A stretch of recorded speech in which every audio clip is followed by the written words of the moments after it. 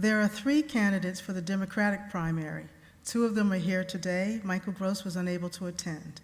Each of the candidates who are here will have 30 seconds to give opening remarks and then have an opportunity to answer a few questions. We will begin with Stephen Boland. Hello, my name is Steve Boland. I'm running for Maryland State Delegate in District 9A, and I'm asking for your support. I've lived in beautiful Howard County for 10 years along with my wife Linda, who has lived in our community for over 30 years. I'm not a politician. I'm a citizen servant. I live here and I pay taxes here. I believe in responsible government, that government needs to listen to us, look out for us, and be held accountable to us. I want to do what's right for our communities, for Maryland, and for you. I'm a veteran of 27 years of federal service, serving at executive levels. And I serve with pride, honor, and dedication, and I want to do the same thing for our communities. Thank you. Thank you. Now, 30-second opening remarks from Natalie Ziegler. Good morning. Thank you so much for coming, and thanks to the League of Women Voters for hosting. I'll give you the 30-second version of who I am, but I promise you there is more to me. My name is Natalie Ziegler. I'm running as a Democrat for Delegate in 9A. My first career was in broadcast journalism, and I'm now a farmer, a small business owner, and a mother. I consider myself to be a moderate, practical person. I'm a big believer in the value of common sense and working together. So I've given you the thumbnail sketch, and I look forward to taking your questions. Thank you. Let's begin our question session. If you would like to respond, please hold up your card or your hand, and I can call on you in the order in which you are seen. You will have 1 minute for each response. A timekeeper is sitting in the front row to let you know when you have 30 seconds remaining and when your time is up. Question 1. Do we need high-speed transportation between Baltimore and Washington? If so, what would that look like and how would you fund it? Mr. Boland? Yes, it's a great. Yeah, thank you. That's a great question, high-speed rail. So we see that happening in other countries around the world, and it's a remarkable mode of transportation for those countries. But it's more than just high-speed rail. We need to improve mobility in our state. We need to connect people to jobs, health care, education. We need to get people to marketplaces. We need to move our commerce around efficiently.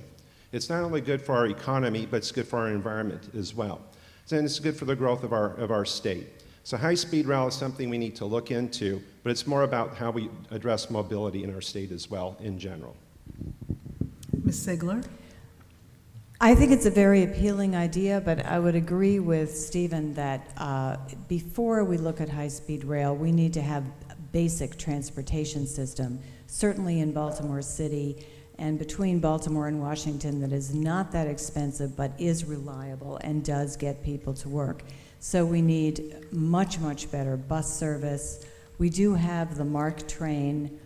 I also think that before you invested in high-speed rail between Baltimore and Washington, I would look at improving Baltimore City schools and the crime rate. Because until you do that, I don't foresee people moving back into Baltimore City at a high enough rate to justify what sounds like an exorbitant price for that high-speed rail to get you to Washington. Thank you. Thank you. Like the rest of the country and across income and class lines, Howard County is experiencing an opioid crisis, including the abuse of prescription drugs. What do we need to do to effectively respond to this crisis?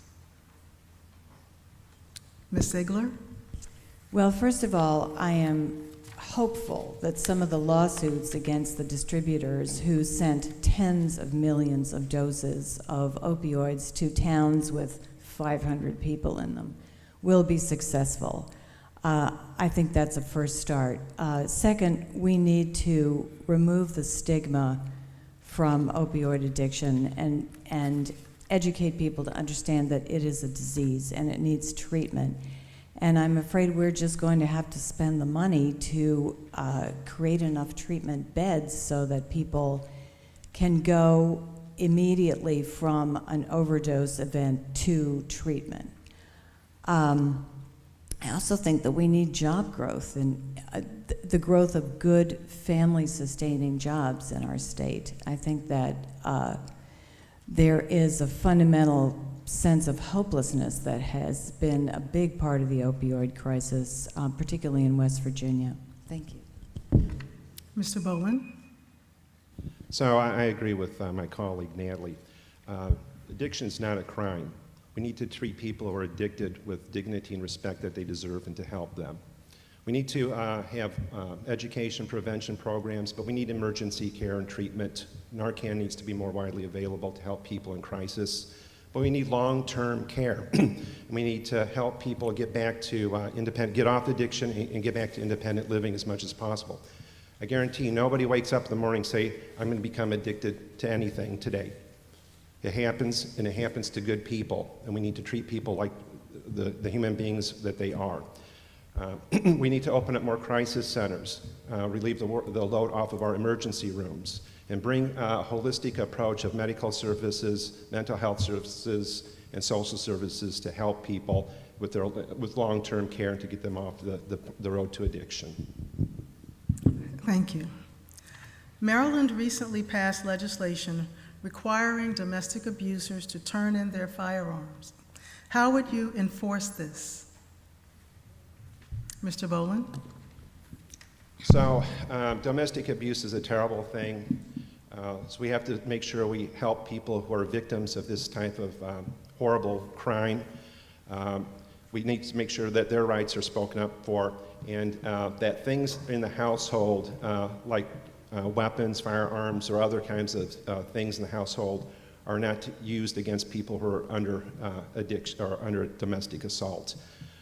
It's not to say that we want to impede anybody's Second Amendment rights, but we have to make sure that people are safe in their own homes first. Ms. Ziegler? I think people underestimate the societal cost of domestic abuse. Obviously, it's terrible for the people involved. It also costs society a tremendous amount because it's cyclical. People who grow up in abusive homes can often become abusers. And the trauma that children experience when they're in an abusive home can literally prevent them from being able to learn how to read, for example. It makes it impossible to focus on education. So there's a huge societal cost. I was thrilled when that law was passed, and as much as I do appreciate people's Second Amendment rights, not if you're beating up somebody in your house. You need to have your gun taken away, and it would be enforced by whenever there's a court decree of any kind. You have to turn in your guns. Thank you. Thank you. Each candidate will now have 30 seconds for their closing statements. We will begin with Natalie Ziegler. Again, my name is Natalie Ziegler. I want to thank you so much for your time this morning and leave you with a couple of thoughts. First, you all are the cure for what is wrong with our democracy, and I hope your willingness to participate will turn out to be contagious and spread far and wide. Second, this is an amazing community, and I'm convinced if we put our heads together and focus on the goal, we can solve some of our thorniest problems together. So I look forward to working with you to strengthen our education and healthcare systems, to improve our environment and our quality of life. Thank you very much. Thank you. Stephen Boland. My name is Steve Boland. I'm running for Maryland State Delegate in District 9A, and I'm asking for your support. I want to thank the League of Women Voters for hosting this important forum today. I believe in responsible government that listens to us. Howard and Carroll counties are beautiful places to live, but we have challenges here. We need to help our children and teachers and fully fund our schools and keep our schools safe. We need to have smart development that respects the taxpayer, protects our environment, supports small business, and preserves our rural heritage. We need to make sure that health care is accessible and affordable for everyone. Thank you. Thank you.